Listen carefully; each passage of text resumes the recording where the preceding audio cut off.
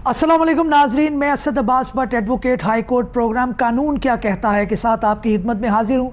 नाजरीन, आज जिन टॉपिक्स का हमने इंतखाब किया है उसके अंदर जो आवाम की एक दिलचस्पी है वो हमें ज़ाहिर नज़र आती है। वो जानना चाहते हैं कि तोशाखाना का मामला क्या है। वो ये भी जानना चाहते हैं कि जनाब जो पंजाब असम्बली का मामला भी ज़ेर समात है हाई कोर्ट के अंदर, उसके अंदर जो अंडरटेकिंग दी गई है उसके क्या सियाको सबाक होंगे, उनके क्या रिपरकशन होंगे, क्या आइनी तौर पर जो है सीएम पाबंद है उस अंडरटेकिंग के, या टेकिंग देने के बाद जो है वो आइन उनको इजाज़त देता है कि उसके बावजूद जो है वो कोई ऐसा इकदाम उठा सकें जो अंडरटेकिंग के अंदर उन्होंने कहा है कि वो ना करें। इन सारे पहलुओं को हम डिस्कस करेंगे और आज हमारे साथ पैनल में मौजूद हैं, जैसा कि आप जानते हैं परमानेंटली हमारा साथ देते हैं दिलनवाज चीमा साहब, एडवोकेट हाई कोर्ट हैं, माहिर कानून हैं, बहुत अच्छी प्रैक्टिस के माशाल्लाह मालिक हैं और कानूनी और आइनी जो मामलात हैं उसके ऊपर दस्तरस रखते हैं। इसी तरह से हमारे साथ हमारे दोस्त मौजूद हैं वकार मुश्ताक साहब, ये भी एडवोकेट हाई कोर्ट हैं, किसी तारुफ के मुताज नहीं है, प्रैक्टिस में अपना अच्छा नाम बनाए हुए हैं। इन दोनों लोगों से हम बात करेंगे कि जो ये टॉपिक हैं आज के, एक तो ये कि तोशाखाना के मुतल्लिक जो कानून है, जो रूल्स हैं, उसके क्या जो है वो सियाको सबाक हैं, क्या उसका बैकग्राउंड है, क्या क्या उसके अंदर चीज़ें हो सकती हैं, क्योंकि पॉलिटिकल बहस बहुत हो चुकी। लेकिन हमारे जो प्रोग्राम की मकसदियत है वो नाज़रीन को ये बताना है कि कानून क्या कहता है, क्योंकि डिफरेंट टॉक शोज़ के अंदर सियासत की बात होती है, अखलाकियात की बात होती है, लेकिन ये बात कहीं दब जाती है कि कानूनी तौर पर तोशाखाना का मामला है क्या। इसी तरह से दूसरा जो हमारा मौजू है, हाई कोर्ट के अंदर जो मामला ज़ेर समात है सीएम को लेकर, उनकी जो है वो वजारत आला को लेकर जो उनको स्टे मिला है, उसके अंदर जो अंडरटेकिंग है, इन दोनों पहलुओं पर बात करेंगे। दिलनवाज चीमा साहब, बहुत शुक्रिया आपकी आमद का। शुक्रिया जी, बहुत मेहरबानी जी। वकार मुश्ताक साहब, आपकी आमद का भी बहुत बहुत शुक्रिया। आपका पहला जो है वो प्रोग्राम हमारे साथ है, लेकिन इंशाल्लाह मामला आगे बढ़ेगा। दिलनवाज चीमा साहब, मैं आपसे बात का आगाज़ करूंगा। आप बताइएगा कि आम नाज़रीन के लिए ये कितना ज़रूरी है ये जानना, क्योंकि उनकी दिलचस्पी एक है कि जनाब पॉलिटिकली आप छोड़ दें कि पीटीआई ठीक थी नहीं थी, अखलाकियात पर आप बात ना करें, इमरान खान साहब ठीक हैं गलत हैं, आप कानूनी तौर पर हमको बताएं कि तोशाखाना के जो तवाइफ हैं, क्या उन्होंने जो रखे हैं, जो भी उसका बैकग्राउंड है, जो भी उसकी तफसील है, क्या कानूनी तौर पर वो दुरुस्त है, इसके बारे में लॉ क्या है, उससे आगाज़ कीजिएगा बात का। जी, बड़ी मेहरबानी भट्ट साहब, और बहुत शुक्रिया आपका और तमाम नाजरीन को सलाम भी। देखें, इसको सबसे पहले समझने की ज़रूरत है, इसकी जो असल इसकी जो पस मंज़र है उसको समझने की ज़रूरत है कि तोशाखाना होता क्या है। जिस तरह मेरे ख्याल बहुत सारे लोगों को तो अब इल्म हो गया होगा कि तोशाखाना एक ख़ास स्टेट की ट्रेजरी में एक ख़ास एक कैटलॉग कह लें या एक ख़ास उसका हिस्सा होता है, जिसमें जो फॉरेन डिग्नेटरीज़ या जो फॉरेन हेड्स ऑफ स्टेट होते हैं उनकी तरफ से जो गिफ्ट्स होते हैं, जो तवाइफ मिलते हैं, वो रखे जाते हैं। ये हर एक मुल्क में इसका एक निज़ाम होता है, हमारे मुल्क में भी इसका एक निज़ाम रहा है। इस वक्त इसको ये कैबिनेट डिवीज़न के नीचे आता है। हमारे जो मुल्क में मुख्तलिफ डिपार्टमेंट्स बने हुए हैं, हुकूमत को तकसीम किया हुआ है, उसके तहत उनके अपने रूल्स हैं जिनके तहत वो मामलात और डिवीज़न्स को चलाते हैं। ये कैबिनेट डिवीज़न है जी, इसके नीचे जो है ये तोशाखाना आता है। अब कैबिनेट डिवीज़न ने इसका एक प्रोसीजर बनाया हुआ है। 2018 में ये प्रोसीजर जो है वो प्रोमलगेट हुआ है, इशू हुआ है, और आज अब इसको फॉलो किया जाता है। और अब जो पिछले जितने, जिस तरह आपने अर्ज़ किया, जितने इस वक्त ज़ेर बहस मुकदमात या इशूज़ हमारे सामने हैं वो इसी प्रोसीजर से रिलेटेड हैं। इस प्रोसीजर में एक इतनी लंबी भी नहीं, लेकिन एक तफसील है, उसमें जाने की इस वक्त ज़रूरत नहीं है। उसमें लिखा हुआ है कौन कौन ये तवाइफ कबूल कर सकते हैं, कौन नहीं कर सकते, वगैरह वगैरह। लेकिन सबसे अहम, जिस तरह पहले ही जानते हैं, वो ज़ाहिर है हेड ऑफ़ स्टेट है, प्रेसिडेंट है या प्राइम मिनिस्टर है, हेड ऑफ़ गवर्नमेंट। इन दोनों को जो हैं गिफ्ट्स मिलते भी ज़्यादा हैं ज़ाहिर है, और इन्हीं से रिलेटेड हमारी जो है दिलचस्पी भी है इस वक्त। उसमें सबसे अहम है, अक्सर लोगों ने सुना होगा कितनी रकम देनी होती है, कितनी रकम लेनी होती है, वगैरह वगैरह, उसको लेने के लिए गिफ्ट को। तो उसमें मैं वजाहत कर देता हूँ जी। इसमें जो पैराग्राफ 6(1) और 6(2) है जी, जो इस प्रोसीजर के अंदर आता है, जो इसको गवर्न करता है, और वही सबसे अहम हिस्सा है इस प्रोसीजर का। उसमें ये दिया हुआ है जी, जो 6(1) है उसमें ये प्रोवाइडेड है कि 30,000 की लिमिट है। تو 30,000 سے نیچے تو ڈکلیئر کرنے کی کوئی ضرورت نہیں ہوتی, آپ رکھ سکتے ہیں.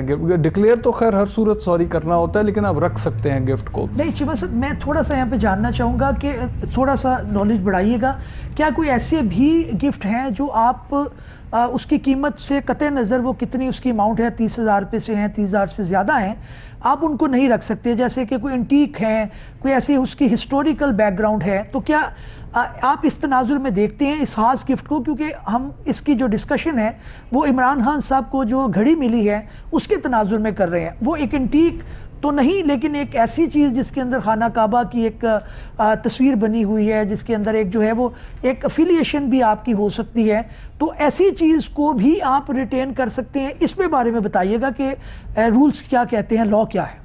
نہیں, بڑی آپ کی بالکل صحیح بات ہے. دیکھیں, کچھ آپ صحیح کہہ رہے ہیں کہ جو کچھ ایسی کیٹیگریز ہیں جو اس میں شامل ہی نہیں ہیں, ان شکوں میں فال ہی نہیں کرتی. اس میں اینٹیک ہے یا جس کی کوئی خاص ہسٹوریکل ویلیو ہو, وہ گفٹ تو آپ رکھ ہی نہیں سکتے کسی بھی. تو کیا آپ سمجھتے نہیں ہیں کہ یہ گفٹ بھی اسی کیٹیگری میں فال کر رہا ہے؟ کیونکہ اس کے اوپر آپ کو ظاہر ہے ہم مسلمان لوگ ہیں, ہماری ایک افیلیشن ہے, ہمارا ایک کہہ لیں کہ ایک افیکشن ہے ٹورڈز خانہ کعبہ. اس کی تصویر بنی ہوئی تھی اور وہ ایک ایسی کنٹری کی طرف سے آیا جو ظاہر ہے ایک مسلم کنٹری کو نہ چاہتے ہوئے ہیڈ کرتی ہے, لوگ اس کی طرف دیکھتے ہیں. تو یہ جو گفٹ تھا یہ کیا اس کیٹیگری میں فال نہیں کرتا جس کو لیا ہی نہیں جا سکتا تھا اثرن ہو؟ یہ بٹ صاحب ایک بڑا مشکل سوال ہے جواب دینا اس کا, کیونکہ اس میں مختلف آرائیں ہیں, اس پہ ہر بندے, اور بڑا ایک کنٹروورشل ایشو ہے. لیکن میں یہ ضرور کہوں گا, دیکھیں اینٹیک کا عام طور پہ تو بٹ صاحب مطلب ہوتا ہے ہسٹوریکل ویلیو, جس چیز میں ہسٹوریکل ویلیو ہو. اینٹیک آئٹم تو ایسا ہوتا ہے جو کسی پاسٹ سویلائزیشن کا ہو, جو اس کی عام ہماری اینٹیکوٹیز کا ایک قانون بھی ہے, اس میں بھی اگر آپ دیکھیں تو اکثر اس میں جو اس کی ڈیفینیشنز کا جو پیرامیٹر ہوتا ہے وہ یہ ہوتا ہے کہ پاسٹ سویلائزیشن یا ہسٹوریکل ویلیو جس کے ساتھ ایسوسیٹڈ ہو. دیکھیں, گھڑی تو نہیں تھی, اس چیز پہ کوئی جو ہے وہ آرگیو نہیں کر سکتا, لیکن گھڑی کے اوپر جو چیز بنی ہوئی ہے, جس مقدس جو ہے وہ عمارت کا اس کے اوپر عکس ہے یا جو بھی اس کے انگریو کیا گیا ہے, اس کی افیلیشن آپ سمجھتے ہیں کہ وہ انٹیک یا ہسٹوریکل اس طرح سے ہو سکتی تھی؟ ایک آرگیومنٹ ہو سکتا ہے دوسری سائڈ سے, کیا آپ کا خیال؟ نہیں, صحیح ہے, یہ ظاہر بیسٹ چیز ہے. مطلب میں نہیں سمجھتا کہ اس پہ کوئی حتمی رائے دی جا سکتی ہے. پہلا کیس ہے اس طرح کا, پہلے تو اس طرح کے کیس اتنے سامنے نہیں آئے, لیکن یہ ضرور ہے, یہ دیکھنے کی چیز ہوگی جی کہ کیا اس گھڑی کو جو آج کی تاریخ میں یا ریسنٹلی جو ہمیں علم ہے بنی ہے, اس میں کیونکہ کسی اور چیز کی عکس ہے جو خود ہسٹوریکل ہے, تو کیا وہ بھی ہسٹوریکل ویلیو لے لیتی ہے یا نہیں. اٹس اے ڈیبیٹیبل پوائنٹ, مطلب اس کے اوپر کوئی حتمی رائے تو اس وقت نہیں دی جا سکتی. لیکن میں اپنے پوائنٹ پہ واپس آتا ہوں بٹ صاحب, جو میں پہلے عرض کر رہا تھا کہ اگر ہم اس میں سے اس کو باہر بھی لے آئیں اس بحث میں سے, تو بھی کئی ریسٹرکشنز ہیں جو اس کے اوپر لاگو ہوں گی. مطلب سب سے اہم, جس طرح میں بتا رہا تھا, 6(1) جو ہے وہ پرووائڈ کرتا ہے کہ 30,000 تک ریٹین کیا جا سکتا ہے گفٹ کی, اگر مالیت یا ویلیو 30,000 کی ہے, اس سے نیچے تو ویسے ہی گفٹ ریٹین کیا جا سکتا ہے. اچھا چیمہ صاحب, یہاں پہ ایک بڑا امپورٹنٹ کویسچن جو ہے نا وہ ناظرین کے ذہن میں بھی آتا ہوگا, کیونکہ ظاہر ہے آپ لا بتا رہے ہیں, آپ اس کو بہت اچھا ایکسپلین کر رہے ہیں, لیکن صرف ایک ناظرین کے ذہن میں سوال آ سکتا ہے کہ جناب کس چیز کا تعین کون کرے گا کہ یہ چیز جو ہے وہ 10,000 روپے کی ہے, 15 کی ہے, 30 کی ہے, 30 سے زیادہ ہے. اس چیز کے تعین کرنے کے متعلق بھی آپ کا لا کچھ کہتا ہے, کیا قانون کہتا ہے اس بارے میں؟ ہاں, یہ بڑا اچھا سوال ہے آپ کو بٹ صاحب. بالکل, یہ اسی پروسیجر میں درج ہے جی. یہ آپ اس کا جو اس سے پہلے رول تو نہیں کہہ سکتے, پیراگراف 5 ہے وہ اس کو گورن کرتا ہے. اس میں اپریزمنٹ کا میکنزم دیا ہوا ہے. تو اس میں 2 طریقے کی اپریزمنٹ ہوتی ہے. ایک ایکسپرٹس ہیں جو FBR کے ہیں, اور اس کے علاوہ گورنمنٹ کے کیبنٹ ڈویژن کے سپریٹ اپریزرز بھی ہوتے ہیں. ان دونوں پروسیجرز کے ذریعے جو ہے اس کو اپریز کیا جاتا ہے, اور اگر دونوں کے درمیان 25% کا فرق ہو تو ہائر ویلیو لی جاتی ہے, اور اگر 25% سے زیادہ کا فرق پڑا ہو دونوں کی اپریزمنٹ میں, اور باقاعدہ کمیٹی تشکیل کی جاتی ہے جو پھر اس کی اپریزمنٹ کر کے اس کا فائنل ڈیسیجن کرتی ہے کہ اس کی مالیت کتنی ہے. تو اس گھڑی کے متعلق یہ جو دونوں اوپینین لیے گئے, جیسے آپ تذکرہ کر رہے ہیں کہ ایک گورنمنٹ سیکٹر سے لیا جائے گا, ایک پرائیویٹ سیکٹر سے لیا جائے گا, تو آپ کا کیا اس بارے میں جو ہے وہ کہنا ہے کہ کیا یہ لیا گیا دونوں اور اس کے اندر اتنے ڈفرینس تھا؟ جہاں تک نہیں, یہاں اس پہ وضاحت نہیں ہے, کیونکہ اس کی جو ویلیویشن کا پروسیس ہے وہ بھی بالکل رہا ہے انڈر ڈسپیوٹ, لیکن اس میں یہ کہا گیا کہ اس کو انڈر ویلیو کیا گیا ہے. بہرحال یہ تفصیل سے نہیں کہا جا سکتا کہ پروسیجر اس وقت پورا مکمل فالو ہوا ہے یا نہیں ہوا. اس کی ریزن یہ ہے کہ یہاں پہ ایشو جو بنا تھا وہ یہ سمجھنے کی ضرورت ہے کہ اس کی جو کمپلائنس ہے وہ ایشو نہیں بنا پروسیجر کی. خان صاحب کے مقدمے میں جو ایشو بنا ہے وہ یہ بنا کہ آپ نے ظاہر نہیں کیا, ڈکلیئر نہیں کیا, لیکن ایک رول کی وائلیشن جو ہے وہ ہمیں شاید اس میں دکھائی دیتی ہے, اس کا آرگیومنٹ جو ہے وہ نہیں لیا گیا. میں بات کو آگے بڑھاتا ہوں. وقار مشتاق صاحب ہمارے ساتھ موجود ہیں. وقار صاحب یہ بتائیے گا کہ آپ کی نظر کے اندر جو ہے یہ معاملہ کس طرح سے چلا ہے, کیا اس کے اندر آپ سمجھتے ہیں کہ جو رولز ہیں وہ آپ نے ظاہر ہے اس کو آپ نے گو تھرو کیا ہے, آپ کیا سمجھتے ہیں کہ یہ جو توشہانہ کا معاملہ ابھی زیر سماعت ہے, ابھی ہائی کورٹ پہ غالباً جو ہے وہ زیر سماعت ہے, تو اس صورت کے اندر رولز کی یہ کوئی وائلیشن آپ کو دکھائی دیتی ہے یا رولز کو فالو کیا گیا؟ جی بسم اللہ الرحمن الرحیم. دیکھیں گزارش یہ ہے کہ جس طرح چیمہ صاحب ایکسپلین کر رہے تھے, بنیادی طور پر گزارش یہ ہے کہ توشہ خانہ کے اندر جب کوئی ڈگنیٹری کو کوئی تحفہ ملتا ہے, ظاہر ہے وہ تحفہ قوم کی امانت ہوتی ہے, اس قوم کی وجہ سے ملتا ہے جس کو وہ لیڈر ریپریزنٹ کر رہا ہوتا ہے. جی وقار صاحب, میں بات کا سلسلہ یہیں سے آپ سے شروع کروں. میرے ساتھ موجود ہیں سینئر قانون دان اظہر صدیق صاحب. ان سے پوچھتے ہیں کہ توشہانہ جو معاملہ ہے جو عدالت کے اندر ابھی کیس زیر سماعت ہے, اس کے اندر جو رولز ہیں اس کے بارے میں کیا کہنا ہے؟ اظہر صدیق صاحب, پروگرام میں خوش آمدید کہوں گا. یہ بتائیے گا کہ یہ کیا آپ سمجھتے ہیں کہ توشہانہ جو ابھی کورٹ ہے, لوگ اس کے اندر اپنی اپنی تجزیہ دیتے ہیں, جو سیاسی ہیں جو علاقی ہیں, قانون اس بارے میں کیا کہتا ہے؟ کیا پروسیجر کو پورا فالو کیا گیا تھا؟ تھوڑا سا بتائیے گا ناظرین کو. بہت شکریہ جی. پروسیجر بالکل فالو کیا گیا تھا, قانون بڑا کلیئر ہے. توشہ خانہ بیسیکلی یہ اپنے کو تحفہ آپ کو گفٹس وغیرہ ملتے ہیں تو وہ گفٹس باقاعدہ جو ہیں وہ ریٹین کیے جاتے ہیں, اور وہ حکومت پاکستان کے جو کہ آپ ڈیلیگیٹری ہیں اس چیز کو سامنے رکھتے ہوئے قانون نے ایک گنجائش دی ہوئی ہے کہ آپ جو ہے وہ باقاعدہ جو ہے نا کچھ پیسے دے رہے ہیں, یہ 20% چلے آ رہے تھے, ریگولیشن بنے ہوئے تھے, 20% رقم ادا کریں اور وہ آپ کا ہو گیا اور ملکیت آپ کی ہو جاتی ہے. یعنی جب تک تو سرکار, جب تک تو آپ توشہ خانے میں رہتا ہے پھر تو گورنمنٹ کی ملکیت ہے. جب گورنمنٹ سے آپ کو ٹرانسفر ہوگا, جیسے آپ گورنمنٹ سے کوئی جگہ خرید لیں جو آپ کے نام ٹرانسفر ہوگی تو وہ آپ کی ملکیت ہوگی, اور اس کی بیس کے اوپر ہی آپ چیزوں کو آگے لے کر چلتے ہیں. اور یہاں کیا ہوا, کچھ ایسی چیزیں جو ممنوع ہوتی ہیں جس کی امپورٹ بھی ممنوع آپ لے نہیں سکتے. جیسے نواز شریف نے, اسد زرداری نے وہ گاڑیوں جو لی, گاڑیاں ممنوع ہیں, وہ آپ کو جا نہیں سکتی, یعنی وہ آپ پیسے دے کے خرید نہیں سکتے, نہ آپ ٹرانسفر کرا سکتے ہیں اپنے نام کے اوپر. اس کی کیا وجہ ہے صدیق صاحب؟ وہ گاڑیاں جو ہے وہ اس کے اندر بنیادی طور پر قانونی کیا قدم ہے؟ اگر یہ گھڑی لی جا سکتی ہے تو گاڑی کیوں نہیں لی جا سکتی؟ ایسا وجہ ہے نا کہ کسٹم کی وجہ سے نا امپورٹ آپ نہیں کر سکتے, اس پہ پابندی ہے. جب امپورٹ کی جب پابندی ہو, جب آ نہیں سکتی ہے, تو اگر وہ تحفے کی شکل میں آ جاتی ہے تو وہ تحفے کی شکل میں وہاں پڑی رہے گی. یعنی اس کو آپ خرید بھی نہیں سکتے. ایسی چیز کو آپ خرید اس لیے نہیں کر سکتے کہ جب اس کے امپورٹ کی پابندی ہے, پاکستان میں رجسٹر نہیں ہو سکتی, پاکستان میں چل نہیں سکتی, اور آپ نے غیر قانونی طرح پر اپنے نام چلے خرید لی, خرید کر کے آپ نے رجسٹر کر لی, تو یہ کرپشن اور کرپٹ پریکٹس کا کیس بڑا سیدھا بن گیا. عمران خان صاحب کا کیس بڑا سیدھا تھا. انہوں نے جو چیزیں خریدی, انہوں نے اپنا جو ہے نا جو ان کی سالانہ گوشوارے ہیں یا انکم ٹیکس کی ریٹرن ویلتھ اسٹیٹمنٹ میں وہ شور کرتے رہے. لیکن عزیز صاحب یہ بتائیے گا کہ یہ جو آپ کہہ رہے ہیں کہ کسٹم کے رولز کی یا اس کے لا کی وائلیشن ہے, لیکن یہ جو رولز 2018 کے ہیں اس کے اندر کیا کوئی فہرست ایسی دی گئی ہے؟ سوال میرا قانونی طور پر یہ ہے کہ اگر دو لاز کے اندر اگر اس معاملے میں کوئی کلیئرٹی نہیں ہے 2018 کے اندر کہ یہ فلاں چیز نہیں ہوگی, لیکن آپ جو کسٹم کے رولز کہہ رہے ہیں اس کے اندر بالکل وہ بات ٹھیک ہے, تو کلیش کی صورت میں کون سے لا پرویل کرے گا؟ دیکھیں جی, لا پریویل کرے گا کسٹم کا لا, وہ قانون ہے. یہ ہے ریگولیشن. یہ ریگولیشن دیتے ہیں اجازت اس چیز کی جو قانون اجازت دیتا ہوں. مثال کے طور پر میں ایک بات کر رہا ہوں, آپ کو کوئی باہر کے ممالک کا بندہ اگر ہیروئن تحفے میں دے دے, جی آپ کے جناب یہ ہیروئن تحفے میں دیے ہے, یہ میں اس کی جو قیمت لگتی ہے اس کے پیسے دے کے میں اپنے نام کر لوں.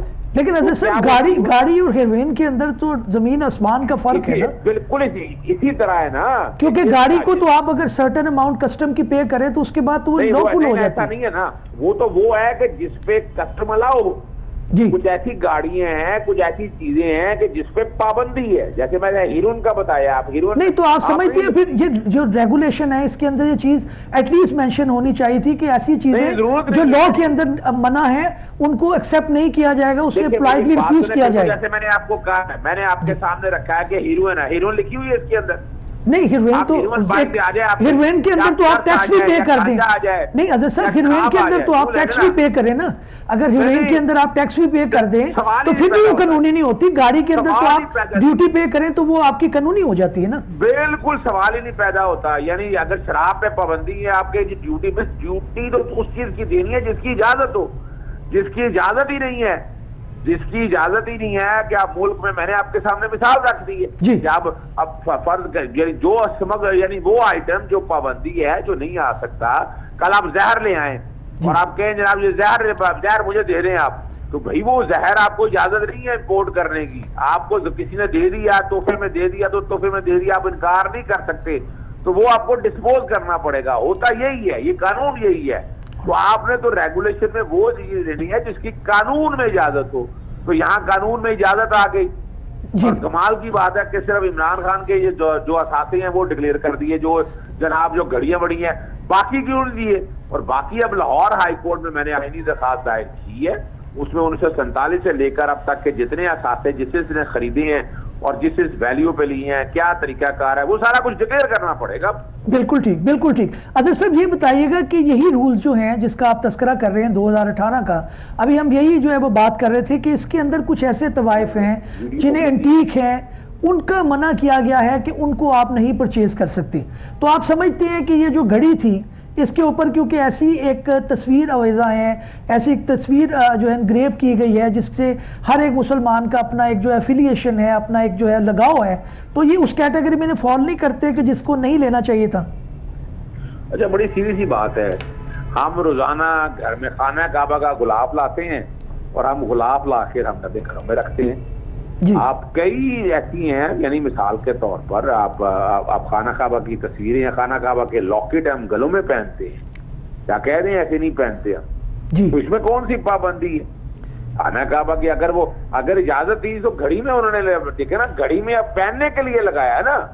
اگر اجازت نہ ہوتی تو گھڑی میں وہ دیکھے نا شاہ سعودیہ عرب کے اگر اجازت تھی تو وہ لگایا, جب وہ لگا دیا ہے تو وہ آپ لے آئے. اب جب آپ لے آئے تو آپ پہن سکتے ہیں, جب آپ پہن سکتے ہیں تو آپ بیچ سکتے ہیں. جی بہت شکریہ اظہر صدیق صاحب ہم سے بات کرنے کا اور قانونی رائے دینے کا. ناظرین ہم بڑھتے ہیں وقار مشتاق صاحب کی طرف, ایڈوکیٹ ہائی کورٹ ہیں. وقار صاحب آپ بات کا اپنا کنٹینیو کیجئے گا جہاں سے آپ نے اس کو سلسلہ توڑا تھا. جی میں گزارش ہی کر رہا تھا کہ جس طرح اظہر صدیق صاحب نے بھی فرمایا کہ پہلے ہم ڈسکس ہی کر رہے تھے کہ کیا یہ جو گھڑی ہے جو خان صاحب نے توشہ خانہ سے لی, کیا وہ کسی قانون کو وائلیٹ کرتے ہوئے لی. قانون تو بڑا کلیئر ہے جی کہ اگر کسی چیز کی ویلیو 30,000 سے زیادہ ہے تو پھر اس کی ایویلویشن ہونے کے بعد اس کی 50% قیمت جمع کرانے کے بعد وہ چیز وہاں سے لی جا سکتی ہے. اور یہی پروسیجر پورا کیا گیا, اور وہ پروسیجر پورا کرنے کے بعد جب وہ گھڑی ان کی ملکیت ہو گئی تو وہ قانونی پروسیس کے تحت ان کی ملکیت ہوئی. دوسرا جو آپ کا سوال ہے کہ رولز کے اندر ممانعت ہے کہ اگر کوئی ایسی انٹیک چیز جو کہ ماضی سے جڑی ہوئی ہے, اگر یہ ایسی انٹیک پیس ہوتا جو کہ ہم مسلمانوں کی ہسٹری سے جڑی ہوئی ہوتی 1400 سال کی اسلامک ہسٹری سے, پھر تو آپ کی بات ٹھیک ہے کہ وہ رولز کے اندر اس کی شاید گنجائش نہ ہوتی. لیکن چونکہ ایک یہ گھڑی تھی, اس کے اندر خانہ کعبہ کی تصویر انگریو ہوئی تھی, تو وہ ایک تحفے کے طور پر دی گئی. اس کو پروسیجرز کے مطابق اس کو وہاں سے لیا گیا, اس کے پہلے اس کا ایویلویشن ہوئی کہ اس کی قیمت کتنی ہے, اس قیمت کا 50% وہاں پر جمع کروایا گیا. اور ایک بات ذہن میں رکھیے کہ 2018 کے یہ جو ریگولیشنز ہیں ان میں اس پروسیس کو اور ریفائن کیا گیا, قیمت بڑھائی گئی 50%, پہلی دفعہ ایڈ ہوا, پہلے یہ 25% ہوتی تھی. تو گزارش یہ ہے کہ اس سارے پروسیس کے دوران مجھے تو کوئی اللیگیلٹی نظر نہیں آتی ہے کہ ایک ہیڈ آف دا گورنمنٹ کو تحفہ ملا, اس نے توشہ خانہ میں جمع کرایا, اس کی ایویلویشن ہوئی, پھر اکارڈنگ ٹو پروسیجر اس کا 50% جمع ہوا اور وہ گھڑی انہوں نے اپنے پاس رکھ لی. تو بظاہر تو یہ لگتا ہے کہ اس سے سارا جو ہے وہ رولز کو مد نظر رکھتے ہوئے یہ سارا ہوا. دوسری بات جو اظہر صدیق صاحب نے کی وہ بڑی ضروری ہے. انہوں نے کہا کہ 2 گاڑیاں جو کہ کسٹم ایکٹ کے تحت پاکستان میں وہ گاڑیاں امپورٹ ہی نہیں ہو سکتی تھیں. توشہ خانہ کا کور لے کر وہ گاڑیاں نہ صرف وہاں سے کم قیمت پہ ڈکلیئر کروا کے وہاں سے لی گئیں, بلکہ مجھے یاد ہے ایک اور بات کہ تو مملکت ترکیہ کے پریزیڈنٹ اور پرائم منسٹر پاکستان آئے تو انہوں نے وہاں ہمارے جو پرائم منسٹر تھے ان کی خاتون اول کو ایک ہار دیا جو کہ توشہ خانہ سے چوری کر لیا گیا. تو گزارش یہ ہے کہ ایک جگہ وہ ٹرانزیکشن ہے جہاں پر رولز فالو ہو رہے ہیں, ریٹن لا کو فالو کیا جا رہا ہے, اور لا بھی وہ ہے جس میں انہانس کیا گیا ہے پروسیس کو, مور فول پروف کیا گیا ہے. وہاں پر تو ہم تنقید کرتے ہیں, لیکن دوسری طرف جو اظہر صدیق صاحب نے ایک اور بات ٹھیک کی کہ انہوں نے پٹیشن کی ہوئی ہے, جیسے عاصم حفیظ صاحب نے فیڈریشن آف پاکستان سے سارا ریکارڈ مانگ لیا 1947 سے اب تک کا. حالانکہ فیڈریشن کے کاؤنسل جو تھے وہ بڑے ریلیکٹنٹ تھے کہ جی یہ معاملہ جو ہے پبلک نہیں کیا جا سکتا. تو اس پر ظاہر یہ کیس آگے چلے گا اور بہت سارے پردہ نشینوں کے نام آئیں گے, بہت ساری ڈیٹیلز جو ہیں وہ سرفیس پہ آئیں گی, تو اس سے یہ پھر معاملہ ظاہر ہے مزید آگے چلے گا. جی وقار صاحب بہت شکریہ. ناظرین یہاں پہ وقت ہوا ایک بریک کا, بریک کے بعد واپس گفتگو کا آغاز یہیں سے شروع کریں گے.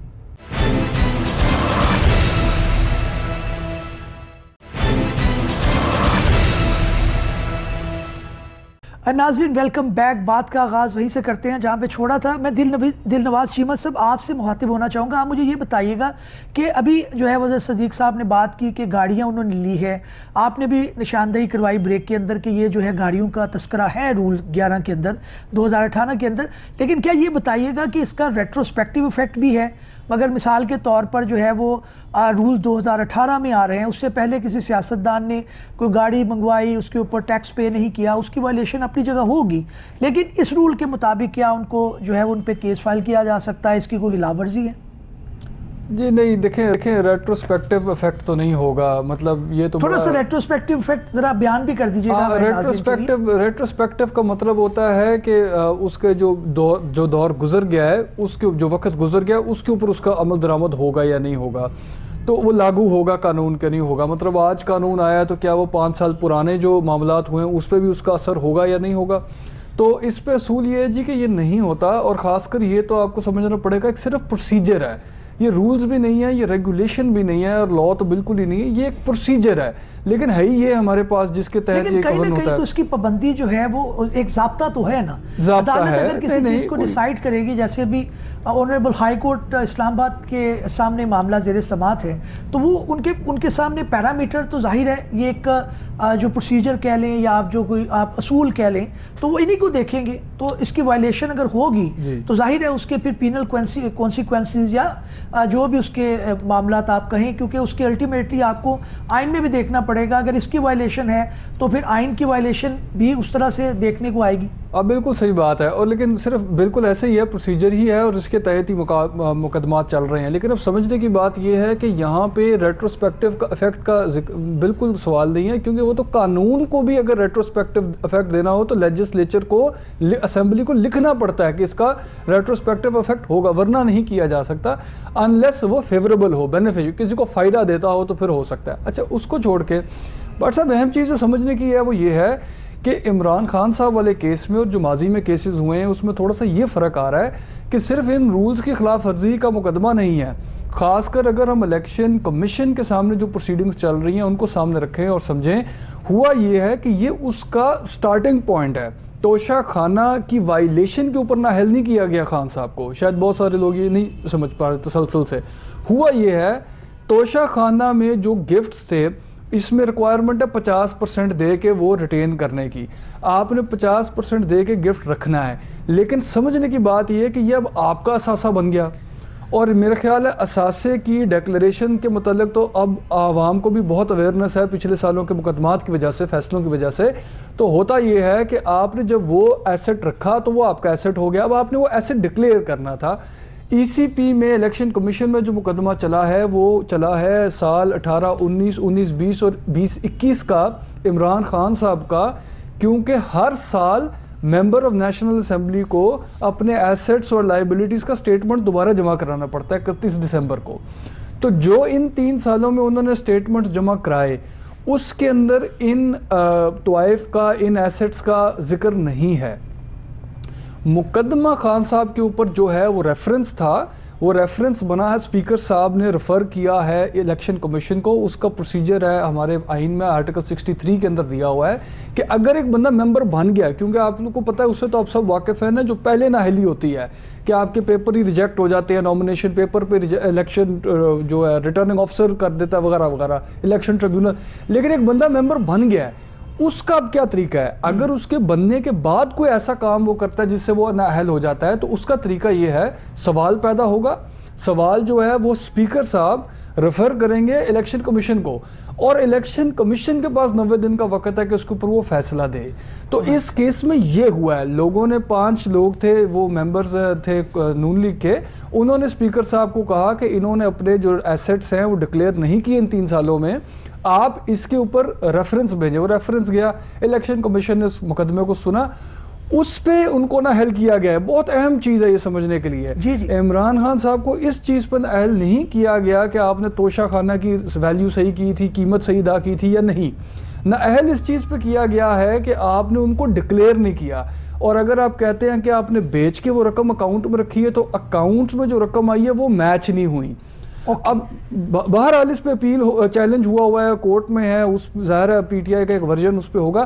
لیکن یہ میں صرف آپ کو بات بتا رہا ہوں کہ مقدمے کی نوعیت کیا ہے. جی وقار صاحب، میں آپ کی طرف آنا چاہوں گا. آپ بتائیے گا کہ اس معاملے کو لے کر جو الیکشن کمیشن آف پاکستان، جس طرح ابھی دل نواز چیمہ صاحب نے بھی تذکرہ کیا کہ انہوں نے پروسیجر کو فالو کیا ہے نہیں کیا، جو الیکشن کمیشن آف پاکستان کے سامنے جو سوال تھا وہ یہ تھا کہ جناب آپ نے ڈکلیئر نہیں کیا اپنے ایسٹس کے اندر، اس کے اوپر آپ کا کیا ہے؟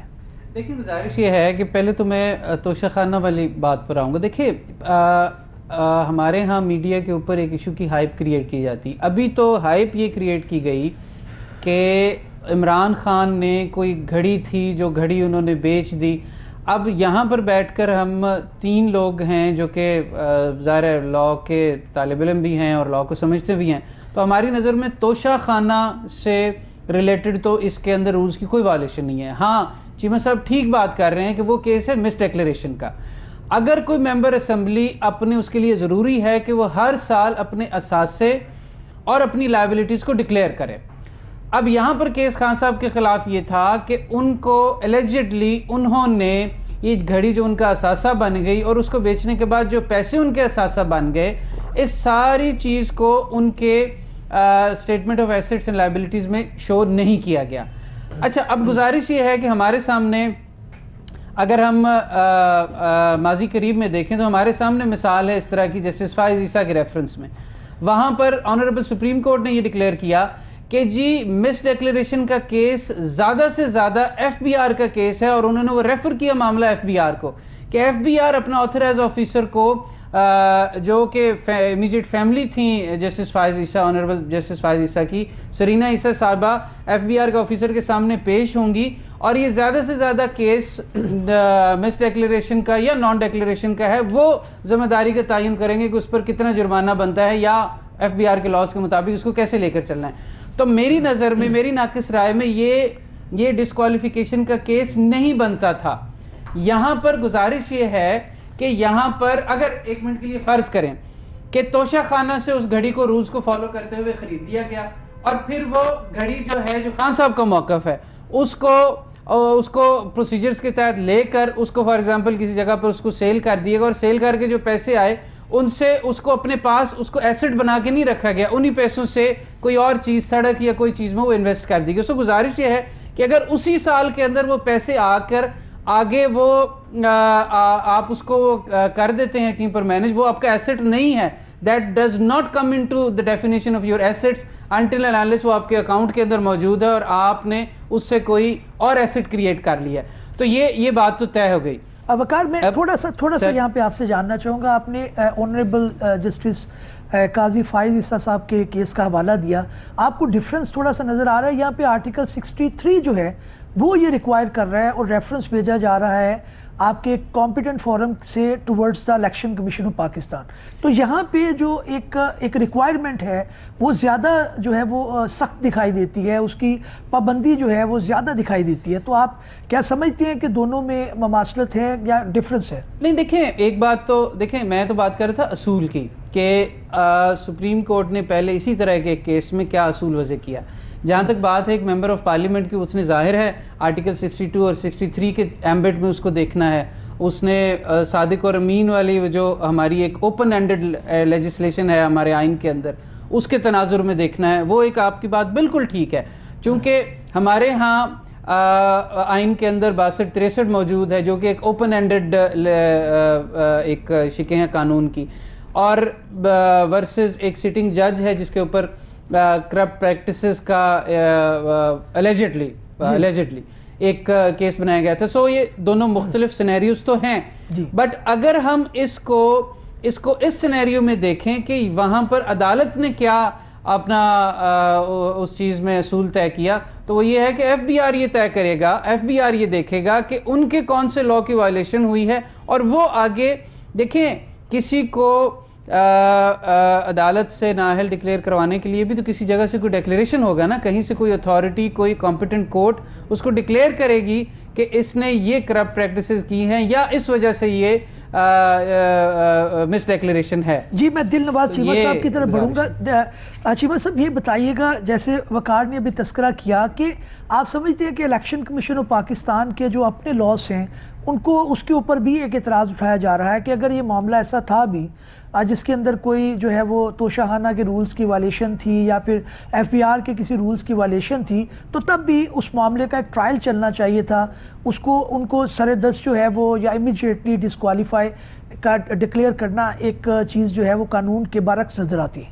جی, اور یہی جو گراؤنڈ ہے آپ کہہ سکتے ہیں کہ پی ٹی آئی کا عمران خان صاحب کا سب سے اہم گراؤنڈ, جو سب سے امپورٹنٹ گراؤنڈ انہوں نے اپنی پلیڈنگز میں اپنے کیس میں رکھا ہے الیکشن کمیشن کے سامنے, وہ یہی ہے کہ الیکشن کمیشن کے پاس اب اختیار نہیں ہے, الیکشن کمیشن صحیح فورم نہیں ہے اس معاملے کا فیصلہ کرنے کے لیے, کیونکہ وہ کورٹ نہیں ہے. جو ڈیکلریشن ہوتی ہے, آپ کو پتہ اپنا جو 62 اور 63 میں جو اکثر ڈیکلریشن ہوتی ہے کسی بندے کی, یا ٹو بی مس کانڈکٹ کی یا انلیگیلٹی کی یا ٹو ناٹ بی سیگیشیس اینڈ امین, جس کو ہم صادق اور امین عام کہتے ہیں, اس میں جو ڈیکلریشن چاہیے ہوتی ہے وہ کسی کورٹ کی چاہیے ہوتی ہے. اس میں تھوڑا سا اتنی وضاحت نہیں ہے کہ کیا الیکشن کمیشن جو ہے وہ کورٹ تصور کیا جا سکتا ہے کہ نہیں, کیونکہ کورٹ ڈیفائن نہیں ہے اور کورٹ کی بڑی وائڈ میننگ بھی ہو سکتی ہے. کوئی بھی ٹرائیبیونل جس کے پاس اختیار ہے ایویڈنس سننے کا اور فیصلہ دینے کا, اس کو بھی کورٹ تصور کیا جا سکتا ہے, لیکن اپنی اسٹرکٹ اور نیرو سینس میں election commission is not the court. تو پی ٹی آئی کی طرف سے یہی, عمران خان صاحب کی طرف سے یہی بحث ہے کہ الیکشن کمیشن کو کوئی اختیار نہیں ہے اس کے اوپر ڈیسائیڈ کرنے کا, یہ کوئی مجاز عدالت ہے وہ کر سکتی ہے. اور اس کے ساتھ ساتھ بڑا صاحب بات ہو رہی ہے, میں آپ کو دوسرا بھی بتا دوں, جو عمران خان صاحب کا دوسرا اہم گراؤنڈ ہے اس میں یہ ہے کہ جو الیکشن ایکٹ ہے اس کے اندر مس ڈیکلریشن آف ریٹرن جو ہے اس کے اندر وقت جو ہے وہ 120 دن کا ہے اگر اس کے اوپر کسی نے کارروائی کرنی ہے. یہ بڑا اہم ہے, یہ 137 ہے الیکشن ایکٹ کا, 137 سب 4. اس میں یہ ہے کہ اگر آپ سٹیٹمنٹ جمع کراتے ہیں ایسیٹس آف لائبلٹیز کا تو 120 دن کے اندر اندر آپ کے خلاف کارروائی کی جا سکتی ہے. اب یہاں پہ بڑا اہم ہے کہ جو عمران خان صاحب کی طرف سے جو پلیڈ ہو رہا ہے وہ یہ ہو رہا ہے, دو گراؤنڈز اہم ہے کہ الیکشن کمیشن کا اختیار نہیں ہے, دوسرا کہ 120 دن تو گزر گئے تو اب کوئی کارروائی نہیں کی جا سکتی. دلواز چیمہ صاحب یہاں پہ ایک جو پوائنٹ ناظرین کے ذہن میں بھی آتا ہے as a student of law, میرے ذہن میں بھی آ رہا ہے, وہ یہ ہے کہ جب گورنمنٹ کے اندر لوگ خود ہوتے ہیں تو وہ تو اپنے خلاف کارروائی کرنے سے رہے. جیسے عمران خان صاحب نے توشاہانہ کا جو معاملہ ہے ان کے حکومت میں آنے سے بعد وہ معاملہ جو ہے وہ ہائی لائٹ ہوا, اور اس کے اندر الیکشن کمیشن کو جو ریفرنس بھیجنا ہے اسپیکر بھی ان کا ہے. تو یہ آپ کو لاء کہ مجھے لگ رہا ہے کہ ایسا ایک لاء ہے جس کے اندر 120 دن کی پابندی لگانے کا مطلب یہ ہے کہ کوئی بھی گورنمنٹ جو ہے وہ اپنے خلاف کارروائی نہیں کرے گی, اور 120 دن کے بعد جب کارروائی شروع ہوگی تو وہ اس جو ہے میعاد کا یا اس ٹائم کا وہ گراؤنڈ لیں گے اور ان کو جو ہے وہ معاملہ رفع دفع ہو جائے گا. تو یہ آپ سمجھتے نہیں ہیں کہ 120 دن کی جو ریکوائرمنٹ ہے یہ کوئی مناسب نہیں ہے؟ یہ آپ کا بہت بھٹ صاحب اچھا سوال ہے، کیونکہ اس کو اپنے پورے اس کے پس منظر میں دیکھنا پڑے گا. بالکل ٹھیک کہہ رہے ہیں کہ عام طور پہ تو یہی ہوگا جو حکومت میں وہ کیوں کارروائی کرے گا، لیکن یہ قانون کی شک ہے. اس کا میں آپ کو بتا دوں، لیکن اس کی جو تشریح الیکشن کمیشن نے کی، اب دیکھیں گے اعلیٰ عدلیہ جو ہے اس کو کیسے دیکھتی ہے. الیکشن کمیشن نے بہرحال اس 120 دن کی لمٹ کو اپنے اوپر بائنڈنگ نہیں تصور کیا. اس کی ریزنز ہیں کیونکہ آئینی جو شکیں ہیں جو اختیار دیتی ہیں الیکشن کمیشن کو کہ وہ اختیار استعمال کر سکتا ہے، جو پاور کر سکتا ہے اپنی استعمال، جس کے تحت وہ فری اور فیئر الیکشن کروانے کا پابند ہے. اس نے انشور کرنا ہے ملک میں فری اینڈ فیئر الیکشن ہو. اس کا قانون بھی اس کو اجازت دیتا ہے کہ آپ ہر پروسیجر فالو کر سکتے ہیں اس چیز کو اچیو کرنے کے لیے. تو انہوں نے اس چیز کو اس پس منظر میں دیکھا ہے کہ ہم نے 120 دن کی لمٹ تو ہے، لیکن کیا اس کی بیسس پہ اگر ہمارے سامنے بظاہر ایک مس ڈیکلریشن، ایک کرپٹ پریکٹس، یہ قانون میں کرپٹ پریکٹس بھی ہے الیکشن ایکٹ میں، مس ڈیکلریشن کرنا ایک کرپٹ پریکٹس ہو رہی ہے، ایک بالکل جو ہے وہ غلط بیانی ہو رہی ہے، تو کیا اس کو نظر انداز کر دیا جائے گا؟ انہوں نے یہ ہولڈ کیا کہ نہیں. اب دیکھنا ہوگا کہ سپیریئر کورٹس اس کو کیسے دیکھتی ہیں. جی وقار، میں آپ سے جاننا چاہوں گا کہ آپ کیا سمجھتے ہیں کہ یہ جو رولز ہیں اس کے اندر کوئی پینل کانسیکوینسز بھی ہیں، دوسرے لاز بھی اس کے اندر انوالو ہو رہے ہیں؟ معاملہ بھی آنریبل ہائی کورٹ اسلام آباد کے سامنے زیر سماعت ہے، ادھر دوسرے لاز کو بھی ظاہر ہے پرکھا جائے گا، دیکھا جائے گا، دونوں سائڈیں اپنے آرگومنٹ کریں گی. لیکن اگر پرٹیکولرلی ان رولز کی بات کی جائے جو 2018 کے اندر آئے ہیں، اس کے اندر کوئی پینل کانسیکوینسز بھی ہیں کہ اگر کوئی سیاستدان یا کوئی بیوروکریٹ کوئی جو ہے وہ تحفہ لیتا ہے اور اس طرح سے کسی رولز کی یا کسی جو ہے وہ اصول کی یا کسی ضابطے کی جو ہے وہ خلاف ورزی کرتا ہے تو اس کو یہ سزا ملے گی یا یہ چیز ہوگی؟ نہیں، اس میں کوئی پینل کانسیکوینسز تو مجھے نظر نہیں آئے، لیکن ظاہر ہے اگر وہ اس پر الیکشن ایکٹ کے تحت جس طرح عمران خان صاحب کے خلاف مس ڈیکلیریشن کا یا کرپٹ پریکٹسز کا کیس ہے تو اس طرح کا ایک کیس بن سکتا ہے. میں آپ کو ایک اور ضمناً عرض کرتا چلوں کہ جس طرح میرے بھائی چیمہ صاحب نے فرمایا کہ جی 120 دن کا جو ٹائم دیا گیا ہے، الیکشن کمیشن نے کہا نہیں اپنے فیصلے دیتے ہوئے یہ ایزیوم کر لیا کہ چونکہ حکومت ہوگی تو اس کا بینیفٹ ملے گا. گزارش یہ ہے کہ الیکشن کمیشن تو آزاد ادارہ ہے نا جی، الیکشن کمیشن کے پاس تو کانسٹیٹیوشنل مینڈیٹ ہے. لیکن یہ تو کہنے کی باتیں ہیں، آپ کو بھی پتا ہے پریکٹیکلی تو یہ ہوتا ہے جب آپ گورنمنٹ میں ہیں تو الیکشن کمیشن جو ہے وہ بھی آپ کے زیر تاب ہوتا ہے، آپ کا اسپیکر بھی ہوتا ہے. کانسٹیٹیوشنلی اور legally election commission of Pakistan میں ہر سال ممبران اسمبلی اپنے ریٹرن جمع کرواتے ہیں.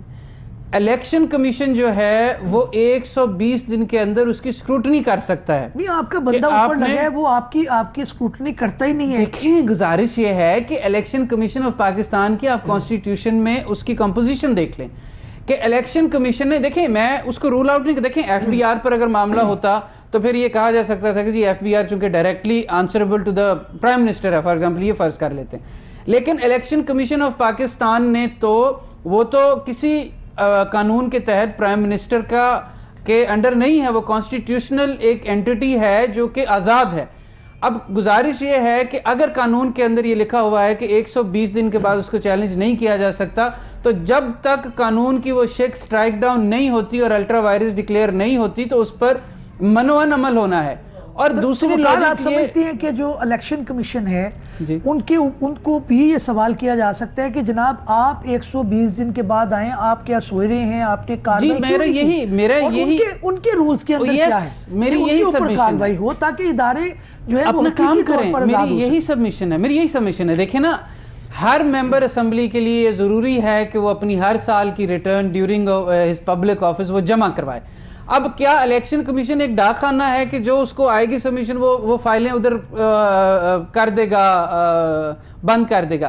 الیکشن وہ قانون کی لیجسلیچر کی جو انٹینٹ ہے وہ مجھے یہ سمجھ آ رہی ہے کہ لیجسلیچر یہ چاہتا ہے کہ 120 دنوں کے اندر الیکشن کمیشن اپنی ساری سکروٹنی کا عمل کر لے اور وہ پروسیڈنگز شروع کر دے جو اس نے انڈر دا لا کسی بھی پبلک آفس ہولڈر کے خلاف کرنی ہے، کسی ممبر اسمبلی کے خلاف کرنی ہے. لیکن اگر الیکشن کمیشن سب سے پہلے اپنی رسپانسبلٹی سے روگردانی کرے گا، وہ 120 دن کے اندر وہ نہیں کر رہا, اور آج 5 سال گزرنے کے بعد اگر کوئی شخص آ کر کوئی ایک اسپیکر سے چلیں ایک ریفرنس آ جاتا ہے اور اس کو بنیاد بنا کر پہلے وہ کہتے ہیں نا جی کہ میری نظر میں الیکشن کمیشن جو ہے they have not coming to this matter with clean hands. Election commission کو پہلے تو اپنا گھر صاف کرنا ہے نا کہ 120 دن میں آپ کدھر سوئے رہے, آپ کا ادارہ کیا کر رہا ہے. تو یہ اس سارے منظر کے اندر ہمیں دیکھنا ہے کہ کون سا کانسٹیٹیوشنل ادارہ اپنے کون سے لاء کے تحت اپنا کون سا